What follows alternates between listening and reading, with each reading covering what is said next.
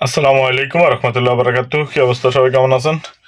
আশা করি সবাই ভালো আছেন। আপনারা তো, আমি নিজেও ভালো আছি। আমি আজকে একটা জিনিস বলতে চাচ্ছি আপনাদের মাঝে। সেটা হচ্ছে যে আমরা গতকালকে দেখলাম যুগান্তর পত্রিকা এবং বিভিন্ন নিউজ ফিডে আমরা দেখলাম যে আমাদের এক হিন্দু ধর্মের, সনাতন ধর্মের এক বোন পুলিশ কনস্টেবলে চাকরি করত। সে, তার ঝুলন্ত লাশ দেখলাম যে থানায় যারা থাকে, যে তাদের থানাতে বাসভবন যেখানে, সেখানে তার ঝুলন্ত লাশ দেখলাম। আর এই ঝুলন্ত লাশ যে কোনো কারণে হতে পারে, হচ্ছে, সেটা নিয়ে আমার কোনো কথা নাই। আমি আজকে যেটা নিয়ে কথা বলতে চাচ্ছিলাম, এই ঝুলন্ত লাশের যেই গার্ডিয়ান, মা বাবা আছে এবং লাশের পক্ষে যে গার্ডিয়ান, ওরা থানায় এই খবর পায় যে আপনাদের এই লোক এভাবে আত্মহত্যা করছে।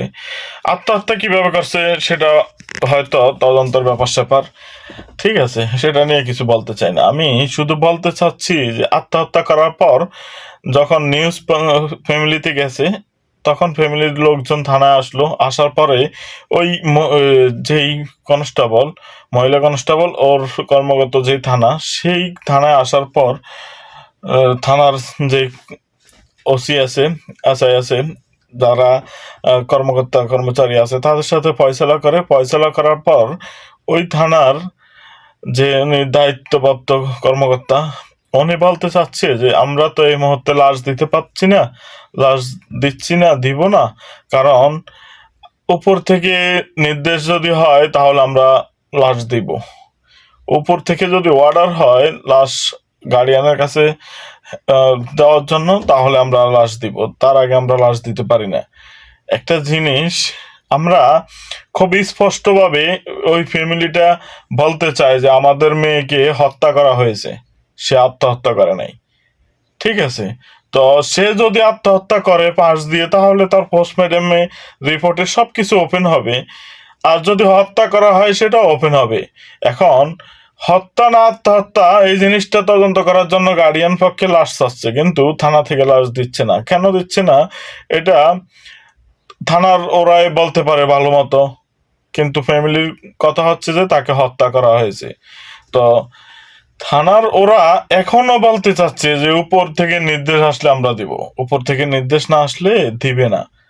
আমরা গত 5-6 মাস আগে দেখলাম যে পুলিশ এবং পুলিশ কনস্টেবল, পুলিশ অফিসার যারা আছে, সবাই আহ, তাদের চাকরি থেকে বিরতি নিয়েছিল সাময়িক সময়ের জন্য, যে আমরা উপরের কোনো চাপে থাকতে চাই না, আমরা দেশের বন্ধু, দেশ রক্ষায় কাজ করতে চাই।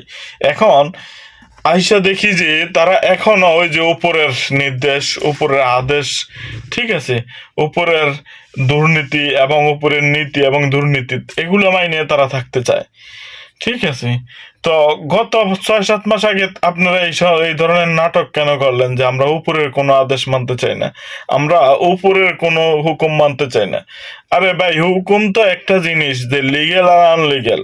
একটা মানুষকে হত্যা করা হয়েছে নাকি আত্মহত্যা করছে সেটা রিপোর্টে আসবে, তার লাশ হস্তান্তর করেন তার গার্ডিয়ানের কাছে। কিন্তু এটা করতে পারেন না এই কারণে, এই লাশটাকে হত্যা করা হয়েছে মনে হয়, এই বলেই।